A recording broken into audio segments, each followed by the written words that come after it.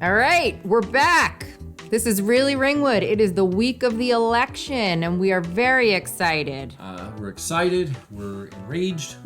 We're inflamed. We are. I mean, really, we're a lot. Like a boil. Like a, honestly, but the excitement is there because what happens, in the next couple of days will decide the future of what happens in Ringwood, both on town council and for our schools.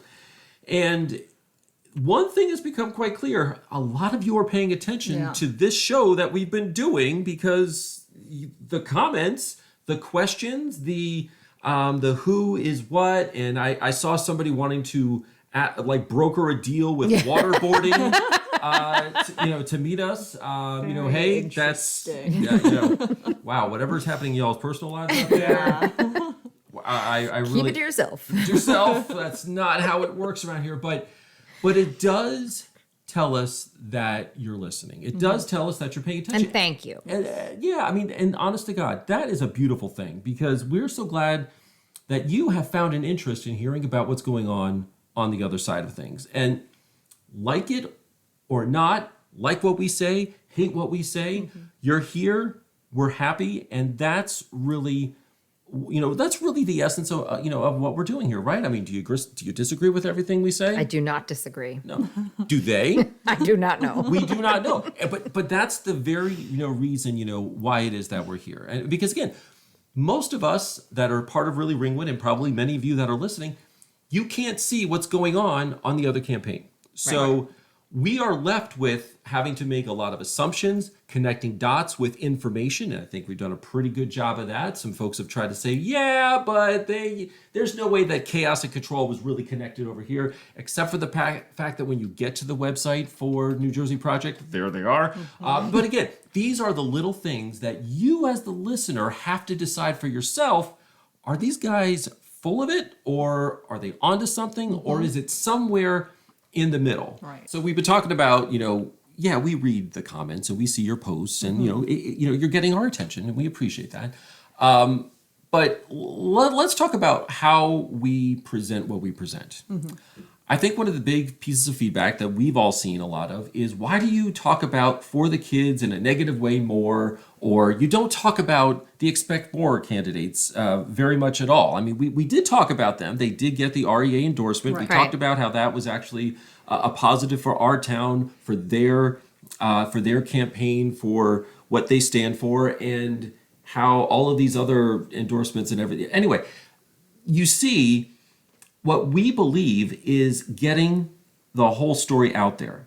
And anytime somebody would post or talk about something positive about the Expect More campaign, those posts would get deleted, beaten down, or ridiculed in most of the Facebook groups that we're part of. Right. There wasn't even the opportunity opportunity to bring that up. So that's why most of you are seeing more things about For the Kids, which brings us to why Really Ringwood is here. We are here to give a voice to those who would be in opposition of the messages that you're seeing. But more importantly, let's talk about the Expect More campaign.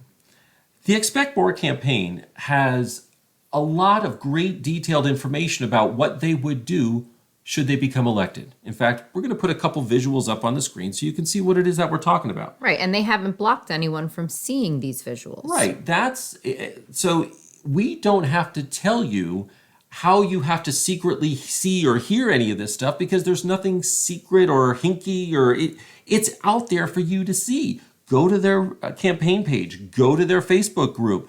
You can engage with them. It's a beautiful thing. But if you try to find out something about, well, I heard they got endorsed by this guy, but if you've previously been blocked, you can't even find anything about the endorsements of For the Kids unless you're in their members only club. And that makes it very difficult for the right messages to get out. And I think that at its core is why you get a 90% message about why For the Kids isn't the best thing for Ringwood, and we only talk about maybe 5-10% about why Expect More is great for Ringwood, because they don't need us to amplify their message. Their campaign is actually... They don't need us. Yeah, I mean, they've got everything that you need to know about them is out there. Go read it. Go see it. Don't take our word for everything that you're hearing, and please don't take the word of everything you're seeing on those Facebook groups that many of you are part of, because somewhere in the middle of that is what you should decide is best for you, your family, our community, our Ringwood. That is why it seems like it's an imbalance, but at its core, it is just simply trying to get the disinformation cast aside and give you the opportunity to get through the mess and find what it is that's really us expecting more. One of the things that we realized early on in doing this is we just needed to basically to figure out how this band of misfit toys could come together and get the other side of the story out there, because that's really what we do. Think about what it is that the show is about. It's basically people talking Right. with audio visual background. Right? Yeah. So whenever we say something, there's usually something on your screen like, oh, that's what they're talking about. Oh, they're proving it right there. We are basically a Facebook post with voice and some pretty pictures and videos that scroll across your screen as you're listening. At our core, that's really all that we are. Yeah. I mean, for all of you that engage with each other on Facebook, either through posts or through comments, whatever that is, that's essentially what this is, but we're just alive. You're just hearing it. And You can't engage with us on Facebook because we're blocked, so you're engaging with us here. But that actually brings up another point. One of the big things that I've seen in comments and posts from other people about Really Ringwood is, well, they won't let us comment on their videos. Here's the big stark contrast in what we're doing versus what the campaigns might be doing. We want you to have conversations your way. Not everybody likes the back and forth of Facebook because, as many of us have found, as soon as you post something as a reply, everybody else piles on, and Yes. nobody wants that, Their minds right? just- So Who has time? who has time for that? So we have our comments turned off for that reason. Not everybody wants to converse in a ping pong style environment where I make one comment and I think it's valid, but then 25 other people completely, devalue what I just said, and nobody wants that. We don't want people bullying each other in our comment section. That's a good way to put it. Right. So we made the decision early on as Really Ringwood, no comments are going to be turned on. But what we also decided was everything that we create is not going to be blocked or banned, whether you like it, you hate it, you agree with it, you disagree with it. It's out there for you to listen to it once, listen to it 20 times, listen to it until you get so absolutely angry with it that you want to delete your YouTube account. That is what we wanted to do. Again, not everybody wants to play ping pong, comments on Facebook, but they want to talk about it. So everything that we also have out there is a shareable link. Mm-hmm. Create your own conversations. Start a Facebook conversation on your own feed, on your own page, where your friends can come and talk to you about it, the people you trust more, and not the crazy bombarding of strangers that you're going to get with their extra commentary because, of course, they're right because they're on the internet. And this is, again, are we on the internet too? Absolutely. But we did this with a very deliberate style in mind, and that was create information, create conversation, but don't amplify the bullying that all of us experienced as we created what this whole Really Ringwood is all about. And as we've seen, there are plenty of comments and posts about what you think about us. I've seen plenty of angry face emojis. Yeah. I've seen some great thumbs up and love emojis. This is not a love fest. It is just simply us coming here with the mission or with the purpose to get information out there. And we will not ban you. We will not block you. We will be glad to share it with you. We are not running for office. We are not part of anybody's campaign. So it is worth asking yourself, why can I engage with one set of candidates? Mm-hmm. Why can I see transparently everything that they're talking about? But the minute you go to the other campaign, and I'm talking about For the Kids here, you can't get anywhere.